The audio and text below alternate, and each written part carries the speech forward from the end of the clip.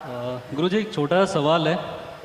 बोलते हैं कि भगवान ने ही सब कुछ बनाया है, उनके मर्जी के बिना कुछ नहीं होता। और एक पत्ता भी हिलता है तो बोलते हैं क्या उनके मर्जी से होता है सब कुछ। सच है ये? हाँ, तेन विना तृणमपि चलतम। एक पत्ता भी उसके आज्ञा के बगैर हिलता नहीं है। सच है। मगर उसी भगवान ने तेरे भीतर दिमाग दिया, वो भी उसी की आज्ञा से ही चल रही है।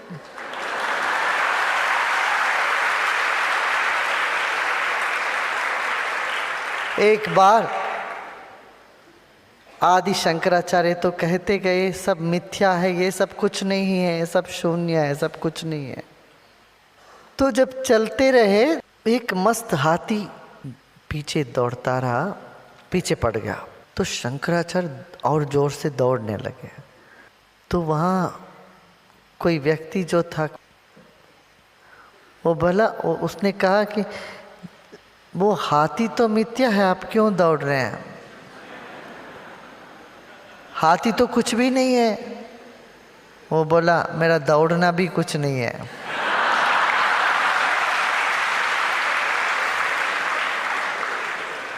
भाई सपने में शेर दिखी तो वो सपने के शेर को मारने के लिए सपने का ही तलवार चाहिए। एक बार मुल्ला नसरुद्दीन सपना देख रहा था, सौदा कर रहा था किसी से, कोई नोट गिन के इसके हाथ में रख रहे थे। तो ये अड़ा हुआ था, नहीं मुझे 10,000 में कर दो। वो आदमी बोला नहीं 9,000। तो 9,000 तक उसने इसके हाथ में दे दिया। बोला नहीं लूँगा, 10,000 दो। इस बीच में नींद खुल गई, हाथ में देखता है 9,000, क्या 9 पैसे भी नहीं है हाथ में, 9 रुपया भी नहीं है। 9,000 तो ले चुका था सपने में। तुरंत उसने आंख बंद करके चलो ठीक है 9 ही सही ले लेंगे।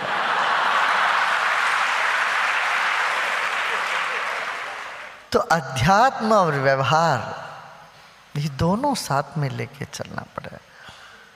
अब देखो भोजन हम करते हैं, इस मुंह में हम भोजन डालते हैं, आराम से हजम हो जाता है, खा लेते हैं सो। मगर यदि तुम कैसे हजम होता है भोजन, इसका ज्ञान करना चाहते हो, इसको समझना चाहते हो तो बहुत लंबी बात है। मुंह में भोजन रखते ही, हाथ में भोजन को छूते ही हमारे ब्रेन में ऐसी एंजाइम्स रिलीज होते हैं। कुछ रासायनिक चीज़ें ब्रेन से, हमारे मस्तिष्क से छूटता है हमारे रक्त में। तो फिर पेट में वो, जैसे हम हाथ में, इसीलिए स्पून से खाने से बेहतर है हाथ से खाना। हाथ में जिस चीज़ को तुम छूते हो, हाथ से वो जाकर के अपने मस्तिष्क में वो सिग्नल दे देता है कि अरे ये खा रहे हैं, इसके लिए ये एंजाइम तुम रिलीज करो। तो शरीर में फिर वह एंजाइम्स जिसको कहते हैं, जिससे पाचन शक्ति बढ़ती है, पचता है खाना, वो रासायनिक तत्व हमारे शरीर में अपने आप छूटती हैं। फिर मुंह में भोजन रखते हैं और पिष्ट पदार्थ जिसको कहते हैं कार्बोहाइड्रेट, वो 60% हमारे मुंह में हजम हो जाता है। इसलिए खूब चबा चबा के भोजन करना है। फिर वो गले के नाली से उतर कर पेट में जाता हो तो वहाँ हाइड्रोक्लोरिक एसिड संसारजनक के साथ वो उसका वहाँ पर उसका पाचन होता है उसमें। इस बीच में पैंक्रियास, पद्मकोश जिसको कहते हैं पैंक्रियास, फिर लिवर, इन सब का फिर एंजाइम्स छूटती है। फिर वो जाके डियोडिनम में आके वो डाइजेस्ट होता है, फिर आंतों में जाता है वही खाना। कितना लंबा प्रक्रिया है। एक मुट्ठी खुराक को यदि खून बनाना हो 2 बूंद, इतनी लंबी फैक्ट्री लगानी पड़ेगी। एक बार हम कुरसो गए थे। कुरसो एक छोटा सा द्वीप है, उस द्वीप में पानी नहीं। सब जगह जित देखो जित पानी, सब जगह पानी, मगर वहाँ पानी, जमीन में पानी नहीं है, खारा पानी सब जगह, माने समुंदर की। तो हर एक आदमी समुंदर के पानी को पानी ही पीना पड़ेगा, तो इसलिए वहाँ बड़ा प्लांट लगी हुई है। 1 मील दूर की बड़ी सी प्लांट। जितना वहाँ आदमी भोजन पर खर्चा करता है उतना पानी पर खर्चा करता। $700 एक आदमी पानी पे खर्चा करना पड़ता। पता नहीं वहाँ क्यों जाके बसते हैं लोग। वहाँ बसे हुए हैं, अपना धंधा वंधा चलाते हैं, वहाँ उसका कोई अपना उपयोग है। वहाँ बसने से टैक्स नहीं भरनी पड़ती है। पानी के लिए इतना खर्चा करना पड़ता है, टैक्स भर के क्या करें। मगर मुनाफा है, लोगों को बड़ा फायदा होता है करके वहाँ बसे हुए हैं लोग। हिंदुस्तानी भी थोड़े से हैं वहाँ। अच्छा, वहाँ इतनी बड़ी 1 मील दूरी तक की फैक्ट्री है, वो इस समुंदर की पानी को, खारा पानी को मीठा पानी बनाती है। मुझे ये दिखाने ले गए थे कि समुंदर किनारे टहलते टहलते लोगों ने कहा देखिए ये, मैंने उसके बाजू में दिखाया एक नारियल का पेड़ खड़ा था। मैंने कहा ये जो फैक्ट्री में इतना लंबा प्रोसेस होने के बाद जो पानी मीठा बनता है, ये नारियल का पेड़ देखो ये क्या करता है। इस कारा पानी को ऊपर ले जाता है, मीठा बना देता है, एक नारियल का पेड़। तो इसी तरह से एक भोजन खुराक हमारे शरीर में जाता है तो इतना जल्दी पच जाता है, हमको पता ही नहीं चलता। इस तरह से एक तो शुद्ध ज्ञान है, इसको जानना। हमारे हाथों पर 50,000 तरह की कीड़े बसते हैं, 50,000 तरह के कीड़े। ये कीड़े नहीं होते तो भोजन पचेगा ही नहीं। इसको कहते हैं फ्रेंडली बैक्टीरिया। है तो कीड़े मगर हमारे दोस्त हैं, और कुछ कीड़े ऐसे होते हैं जो हमारे दुश्मन हैं। ऐसे कुछ कीड़े आ जाएं फिर हमको पेट खराब, दुखने लगता है, कुछ खराब होने लगता है। अच्छा, प्रकृति का ये नियम है, जहाँ जहाँ जैसी जैसी कीड़े हैं वहाँ उसका इलाज भी है। ऐसी ऐसी जड़ी बूटी भी वहीं मिलती है। जैसे बेल होता, बेल का जो रस पी लो काफ़ी पेट की बीमारी ठीक हो जाती। जहाँ पेट की कीड़े ज़्यादा होते हैं वहाँ बेल का पेड़ भी उग जाता है। प्रकृति बहुत सुंदर है, तो इसलिए कहते कि सब कुछ एक नियम से चल रहा है। प्राणियों के जीवन में ऐसा है, वो एक नियम से चलते, मगर आदमी के पास ये आज़ादी है, स्वातंत्र है कि वो नियम पर चले या नियम को तोड़े। नियम को तोड़ोगे तो दुख, नियम पर चलोगे तो सुख। इसीलिए विवेक भी दी गए। जहाँ विवेक है वहाँ स्वातंत्र है, जहाँ बुद्धि है वहाँ आज़ादी भी है। हाँ, इंसान कुकर्म करता है शरीर से, बुद्धि से, मन से, और आत्मा तो परमात्मा का अंश है। मृत्यु होने पर पंचतत्व में सर्व विलीन हो जाता है। फिर शिक्षा कुकर्म का किसको मिलती है? आपके काल में कुकर्म वाला सुखी है और अच्छा आदमी दुखी है, ऐसा क्यों? हाँ हाँ भाई, जो भी आदमी कुकर्म करता है शरीर से, मन से, बुद्धि से, वो चित्त पर उसका छाप लग जाता है। और चित्त आत्मा का ही एक आवरण है। आत्मा का आवरण समझते हैं? आवरण माने आत्मा का ओढ़न। आत्मा ने ओढ़ रखा है चित्त को, वो चित्त पर छाप पड़ गया कुकर्म का, सत्कर्म का। तो वो ओढ़न के साथ आत्मा जीव कहा जाता है। जीवात्मा कहते हैं। वो जीवात्मा का शिक्षा भी मिलती है, सुख भी मिलता है, वो बार बार जन्म लेता रहता है। इसलिए जब इन सब के साक्षी हो जाता है आदमी, अच्छे बुरे कोई कर्म, ताकि हर कर्म में कुछ अच्छा है, हर कर्म में कुछ बुरा है, इन सभी कर्मों को छोड़ के माने सबके साक्षी बनता है, छोड़ना नहीं है, सब कर्म से कर्म के साक्षी हो जाता है, उस व्यक्ति को कोई कर्म का वो नहीं लगेगा, कर्म दोष नहीं लगते हैं। हाँ? तो इसलिए वो कहते हैं पाप क्या पुण्य क्या तू बुला दे, पाप क्या पुण्य क्या तू भुला दे, कर्म कर फल की चिंता मिटा दे, ये परीक्षा न होगी दोबारा, ढूंढता है तू किसका सहारा, तू ही सागर है तू ही किनारा, ढूंढता है तू किसका सहारा।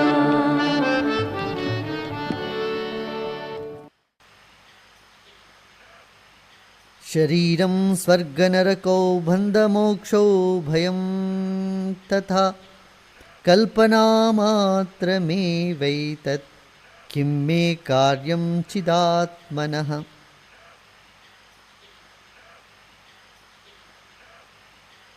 नाहं देहो न मे देहो जीवो नाहमहं हि चित् अयमेव हि मे बन्ध आसीद्या जीविते स्पृहा। एक गरीब आदमी, उसको एक रोटी तो मिल जाता था रोज, मगर सब्जी लेने के लिए पैसे नहीं होते थे। तो जो मुंबई में पाव भाजी बनाते हैं ना, सड़क पे पाव भाजी का बड़ा सुगंध आता है, रोज जाता था, अपना रोटी को पाव भाजी के पास रखता था, वहाँ उसमें उसका सुगंध पकड़ता था, फिर खा लेता था।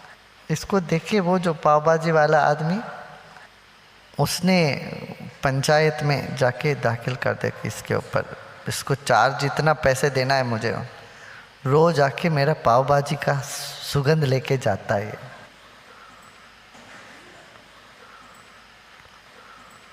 तो पंचायती हुई, पंचायती का अध्यक्ष था तेनाली रामकृष्ण।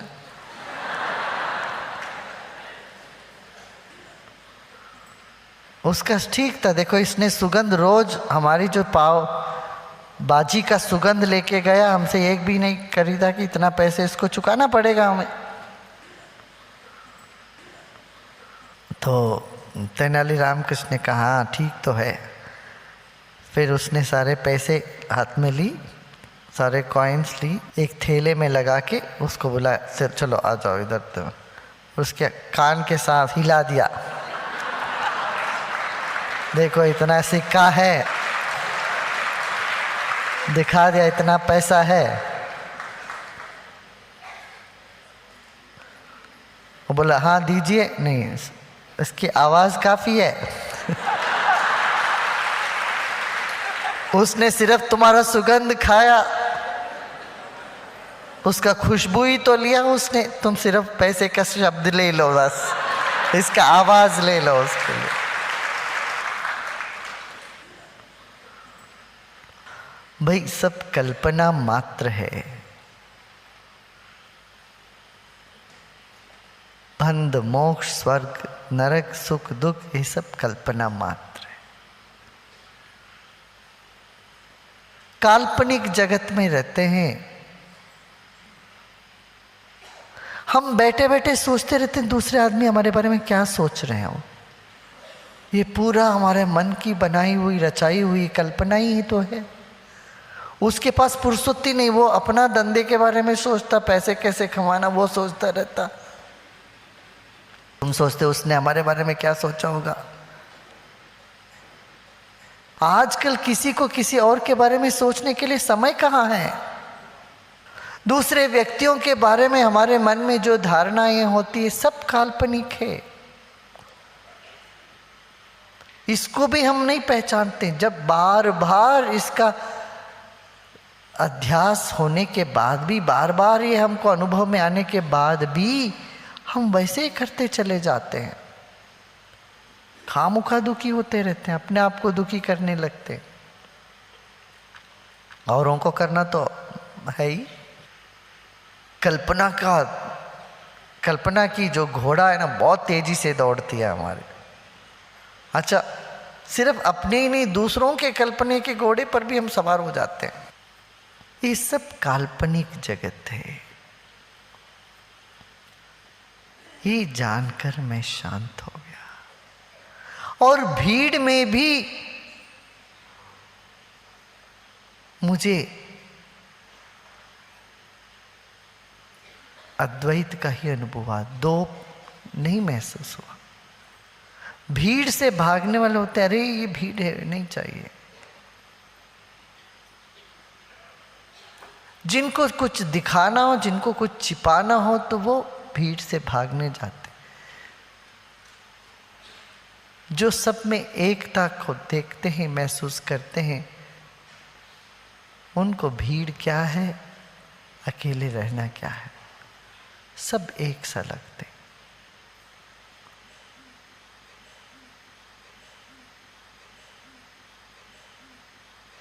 जनक को अचानक लगा, अभी तक तो मैं भीड़ से भागता रहा, अब लग रहा है भीड़ में भी मुझे अद्वैत ही दिखता है।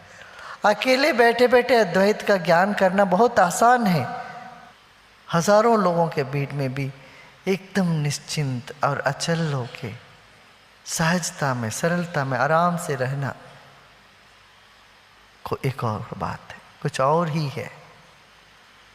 अद्वैत सिद्धि जब होती, कोई भी हो, भीड़ हो ना हो। कुछ लोग भीड़ चाहते हैं, भीड़ के बिना रह नहीं सकते। भीड़ हो तो उत्साह आ जाता है बोलने का, भीड़ के सामने बोलने का उनका तरीका ही अलग बदल जाता है, चाल ही बदल जाता है। भीड़ के बिना जी नहीं सकते, लोगों को इकट्ठा करो। भयभीत आदमी अक्सर ऐसा ही करता है, अकेले रह नहीं सकता। और सब लोग मिलके इनको प्रशंसा करते रहो, वो बहुत अच्छा लगता है उनको। अकेले चटपटाने लग जाता है, जी मचल जाता है अकेले रहने में। ये बहुत गड़बड़ है ये। ऐसे व्यक्ति टिका ही नहीं, ऐसे व्यक्ति अहंकार से उतरा ही नहीं। अहंकार चाहती है भीड़, जितना बड़ा भीड़ अपना हो तो उतना बड़ा अहंकार होता है। अहंकार को पुष्टि मिलती है।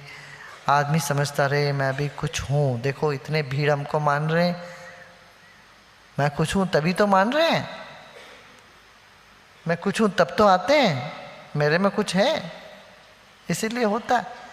ये भीड़ के आधार पर टिकने वाले जो है वो अहंकारी है। भीड़ से भागने वाली भी इसी तरह के अहंकारी, कि लोग आ जाए, भीड़ आ जाए तो हमारा कहीं पोल ना खुल जाए, मुझे जानने ना लग जाए लोग, मुझे गाली ना दे, मुझे कष्ट ना दे दें। इस तरह से भीड़ चाहने वाले भी, भीड़ से भागने वाले भी एक ही जगह खड़े हैं। एक ही सिक्के के दो पहलू हैं। एक जंगल में बैठे बैठे कितने मस्त हो सकते हैं, वैसे भीड़ के बीच में भी कोई सहजता में, उसी सहजता में, उसी मस्ती में रहे। अकेले में भी भीड़ का महसूस करना अज्ञानी है, भीड़ में भी अपना एकता सबके साथ महसूस करना ज्ञानी का लक्ष्य। एक ज्ञानी को फर्क नहीं पड़ता। जैसे माँ बच्चों के सामने जैसे वो एकदम सहजता में रहती है, बस इसी तरह से ज्ञानी सबके साथ सहजता में रहता है। बच्चों के साथ माँ का एकता बनी रहती है। कपड़े बदलना हो तो माँ बच्चों को ही नहीं कहती तुम यहाँ से हटो, मैं कपड़े बदल रही हूँ। छोटे छोटे बच्चे होते हैं तो वही कपड़े भी बदलती है, खाना भी खाती है, सब करती है, सहजता में रहती है। बच्चों के बीच में माँ का कोई दीवार नहीं होता, कोई अहंकार नहीं होता, इतनी सहजता बनी रहती है। इसी तरह की सहजता ज्ञानी को सबके साथ बनी रहती, क्यों कोई और नहीं है, कोई दूसरा है ही नहीं। ये निष्ठा गहराई में उतर चुकी, जनक को ये निष्ठा उतर चुकी, ये अनुभूति हो चुकी। एक ही बार होना है, बार बार नहीं, एक बार भी हो जाए ऐसी सहजता तो बस दीवार टूट गया, अहंकार मिट गया, दूरी मिट गई, अहंकार हट गया, प्रसन्नता फैल गई। सिर्फ तुम्हारे भीतर नहीं है, तुम्हारे पास जो भी आते हैं उन सब के भीतर प्रसन्नता फैलने लगती।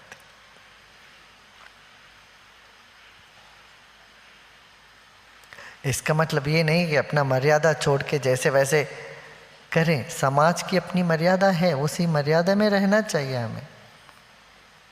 पुरुष का अपना मर्यादा, स्त्री की अपनी मर्यादा, सब अपने अपने मर्यादा में रहे, मगर उस मर्यादा को फांसी न समझ बैठे, सहजता से उस मर्यादा में चले।